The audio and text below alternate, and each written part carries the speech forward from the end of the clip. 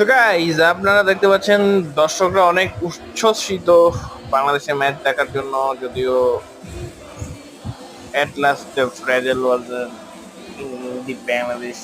Subscribe now. যদিও একটু আগে স্টেডিয়ামের অবস্থা দেখুন, প্লেয়াররা প্র্যাকটিস করছিল ম্যাচ শুরু কয়েক ঘন্টা আগে।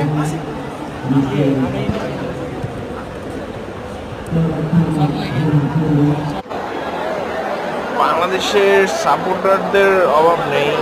দীর্ঘদিন পর জাতীয় স্টেডিয়ামে খেলা হচ্ছে 5 বছরের বেশি সময় পর। তবে বাংলাদেশের খেলা দেখে দর্শকরা খুবই প্রাণচাঞ্চল্য আনন্দিত হয়েছে, যদিও ম্যাচটা জিততে পারেনি। এর কারণ নাম্বার 9 নেই বাংলাদেশে। প্রপার ফিনিশিং কাজটা যদি করতে পারতো অবশ্যই ম্যাচ উইন করা পসিবল। আদারওয়াইজ যতই ফরেন প্লেয়ার বা বিদেশি লিগে খেলা দেশি খেলোয়াড় খেলুক, জেতা পসিবল না। সো বাফুফের